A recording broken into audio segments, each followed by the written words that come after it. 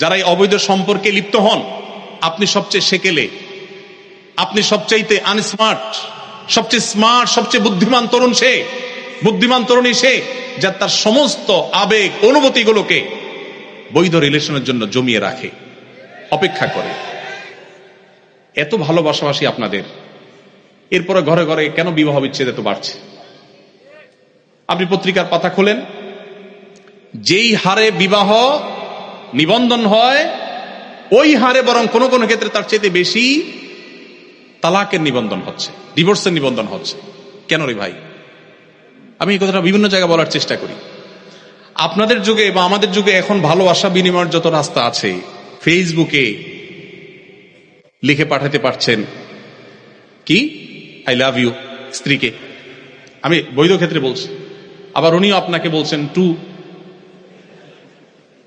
আপনি চাইলে ইমোতে করতে পারছেন, ফোন কলে বলতে পারছেন, মেসেজ পাঠাতে পারছেন, কত কাহিনী করতে পারছেন। সকালে নাস্তা করাচ্ছেন, বিকালে চাইনিজ খাওয়াচ্ছেন, ফুচকা খাওয়াচ্ছেন, চটপটি খাওয়াচ্ছেন, ভালোবাসা দিচ্ছেন, 3 পিস জামা একটা পরে 5টা দিচ্ছেন, বাট ভালোবাসা থাকছে না। সব মেড ইন চায়না হয়ে গেছে।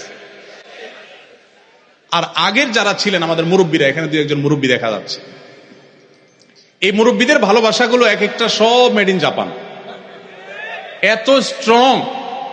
দেখবেন চাচাকে যদি যায় বলেন, চাচা, চাচির ব্যাপার আমার ডাউট হয়, কার সাথে যেন কথা বলে, দেখবেন কানের নিচে সর্বশক্তি সঞ্চয় করে একটা চড় মেরে দিবে যে বেয়াদব, তুই কল্পনা করলি কিভাবে? কারণ চাচার ওই যে সারা জীবনের বৈধ ভালোবাসা সব জমিয়ে রাখছে, সব দিচ্ছে, দুজনের মধ্যে কোনো খাদ ছিল না, ভালোবাসাটা পুরানি খাদ। এ যুগের তরুণরা রাস্তাঘাটে যেখানে সেখানে ভালোবাসা বিলাচ্ছেন, মনে করেন আপনি ভালোবাসার মেশিনে পরিণত হয়েছেন। আপনি ভালোবাসার সবচেয়ে বড় ভিখারি এবং সবচেয়ে বড় অভাবী। আপনার জীবনে প্রেম বলতে আসলে কিচ্ছু নাই, যা আছে সব ভোগের জন্য প্রতারণা এবং প্রবঞ্চনা। আল্লাহর নবীর আনিত এই দ্বীন এবং শরিয়াকে যদি মেনটেন করেন আপনার ব্যক্তিগত জীবনে, আপনার চরিত্র যদি হেফাজত করেন, নবী সাল্লাল্লাহু আলাইহি ওয়াসাল্লাম বলেছেন, মাইয়াহফাজনি মা বাইনা লিহিয়াইহি ওয়া মা বাইনা রিজলাইহি আযমাল্লাহুল জান্নাহ।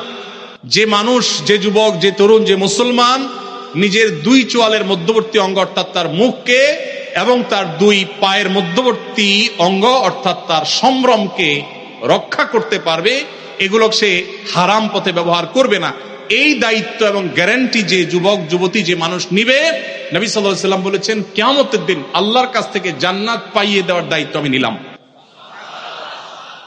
যারা উন্নত দেশগুলোতে গিয়েছেন, সেখানে পড়াশোনা করেছেন, স্যাররা অনেকে গিয়েছেন, নিশ্চয়ই তারা ভালো করে বলতে পারবেন। এই জন্য মুসলিম তরুণ ভাই আমার, আল্লাহর ওয়াস্তে এই অবৈধ সম্পর্ক করে নিজেকে ইউ মনে করেন না। চ্যালেঞ্জ গ্রহণ করা যাবে ইনশাআল্লাহ। আল্লাহ আমাদেরকে তৌফিক দান করুন। পশ্চিমাদের ভালো জিনিসগুলো নিবেন, এই সমস্ত ফালতু জিনিস নিবেন না। আল্লাহ আপনাদের আমাদের সবাইকে হেফাজত রাখার তৌফিক দান করুন।